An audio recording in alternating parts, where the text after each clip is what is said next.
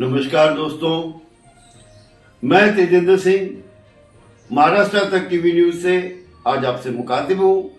आज हम बात करेंगे आने वाले चुनाव में क्या होने वाला है इस मुद्दे पे। हमारे साथ हैं सैफ न्यूज के चीफ एडिटर श्रीमान यूसुफ अली जी। हमारे साथ हैं मिथिलेश जी मिश्रा जो चीफ एडिटर हैं भारतवर्ष टीवी न्यूज के, और हमारे साथ हैं राजेंद्र तिवारी जी, माननीय Rajendra Tiwari ji all India YouTube journalist association के संस्थापक अध्यक्ष हैं, सीनियर जर्नलिस्ट हैं। आज बात होगी पालघर जिले की 3 प्रमुख विधानसभाओं की। हम यूसुफ अली जी की जुबानी सुनेंगे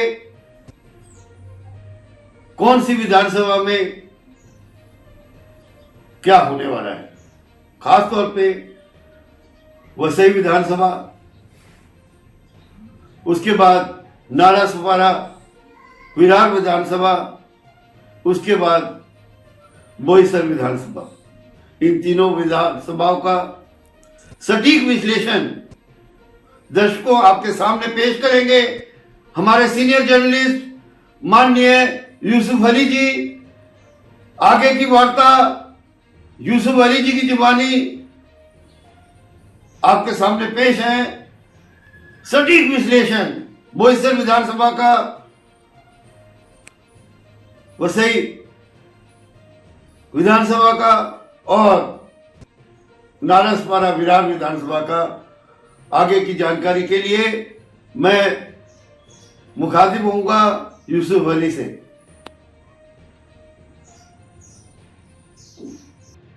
आप सवाल करिए। हाँ सर, पालघर में 6 विधानसभा सीट हैं। खासतौर पे अभी हमने देखा एक सभा थी, राजनाथ जी आए हुए थे, मान्यवर विधानसभा वसई के बारे में बात करके गए। तो आपको क्या लगता है वसई में क्या होगा, संभावनाएं हैं? अभी कुछ चर्चा चल रही थी, लोग बोल रहे थे कि यहाँ पे कैंडिडेट जो खड़े होते हैं ठाकुर साहब के सामने, वो हारने के लिए खड़े होते हैं। तो क्या आप सीनियर पत्रकार हैं, अपने परिचय के साथ अपनी बात रखें। नमस्कार, मैं यूसुफ अली। जैसा कि आपका सवाल है, तो पालघर जिले में 6 विधानसभा है। वसई, नारायणसपारा, बोईसर, विक्रमगढ़, पालघर और डहान। तो मैं वसई विरार रीजन में रहता हूँ। 3 जो विधानसभा सीट है उसकी मैं थोड़ा आपको ज़्यादा फोकस कर पाऊँगा, उस तरफ मेरा थोड़ा कम है।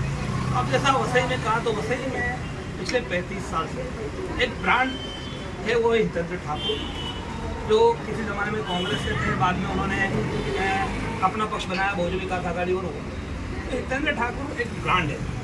और मैं नहीं कहता हूँ, ये यहाँ के लोग खुद, विपक्षी पार्टियों के लोग बोलते हैं कि हमारे जो नेता हैं उनके खिलाफ हारने के लिए खड़े होते हैं। ये जमीनी लेवल पर उनके ही अपने लोग, विपक्ष के लोग ये बात होते हैं। अब इसके अंदर अंदरूनी तौर पर क्या है नहीं है, वो उनकी पार्टी का मसला है।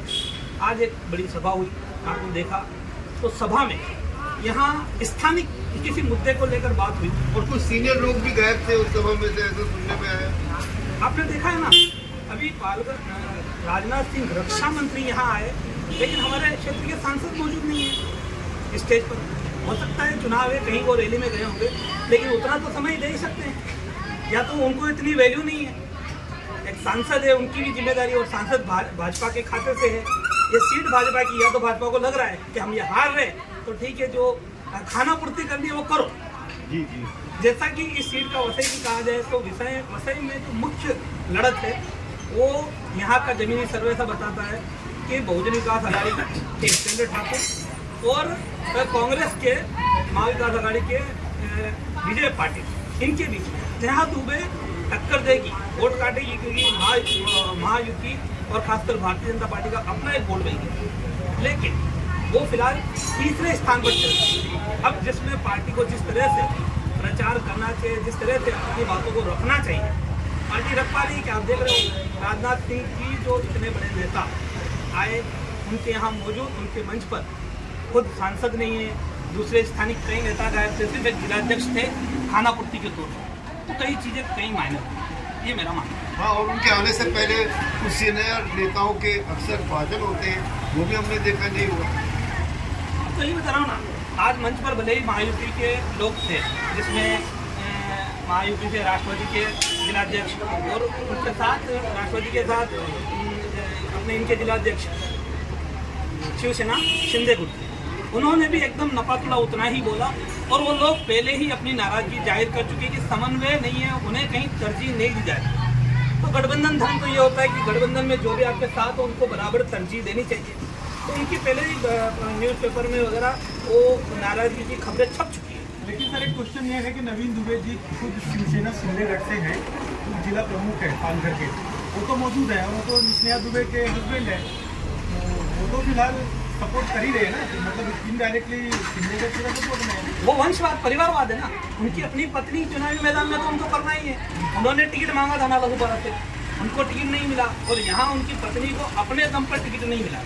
वो वंशवाद के तौर पर विवेक पंडित जी जो एक ब्रांड है, किसी जमाने में वसई से विधायक चुन चुके हैं, और विवेक पंडित जी श्रमजीवी संगठन के अध्यक्ष है। पिछले टर्म में अभी 5 सालों में उनको राज्य मंत्री का दर्जा था, आदिवासी आढ़ावा समिति का उनको चेयरमैन बनाया गया था, जो राज्य मंत्री दर्जे का पोस्ट थी।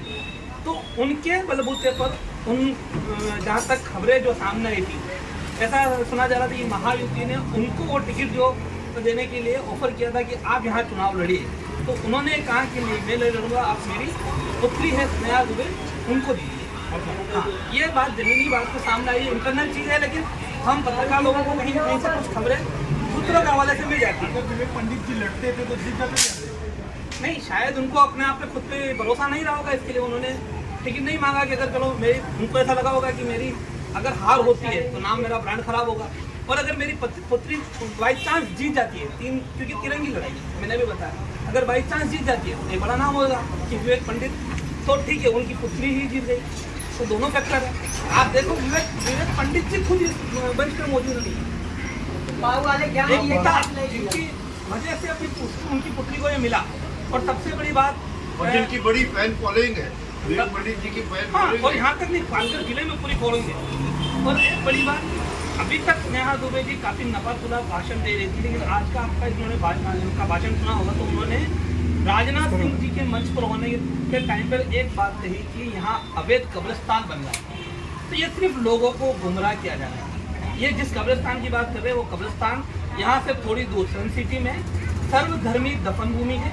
वो कई सालों से रिजर्व 5 कम्युनिटी के लिए रिजर्व है, और वो रिजर्वेशन महानगर पालिका ने उस पर बनाया है, महानगर पालिका हैंडओवर करने वाली है। किसी ने उधर अवैध कब्जा नहीं किया है, और कोई ऐसा वो नहीं है, सिर्फ और सिर्फ तुष्टीकरण की जो राजनीति है ना, ये उसमें साध रही। अभी तक उन्होंने कभी ऐसा बयान नहीं दिया था, लेकिन यहाँ उन्होंने इस तरह का बयान दिया कि मेरी लाश पर से बनूंगा, तो काफ़ी बड़ा बयान है। तो ये कहीं ना कहीं राजनाथ सिंह है, जो बड़े नेता यहाँ है, और हिंदुत्ववादी जो भारतीय जनता पार्टी का चेहरा है, उसको देखकर उन्होंने ये दिया है। लेकिन अगर हकीकत देखने जाओ तो यहाँ उनकी इन शो पिछली बार विजय पाटिल 76,000 वोट लाए थे, जबकि नितिन ठाकुर जी का 1,07,000 वोट था, तो बहुत क्लोज तक पहुंच गए थे। लेकिन विजय पाटिल का उतना प्रचार दिख नहीं रहा है, ना किसी मीटिंग में जाते हैं, ना किसी से मिलते हैं, यहाँ तक मीडिया को इंटरव्यू भी नहीं दे रहे हैं किसी मीडिया से बात नहीं किया अभी तक विजय पाटिल। हमारे चैनल को अभी सब्सक्राइब करें और बेल आइकन दबाना न भूलें। धन्यवाद।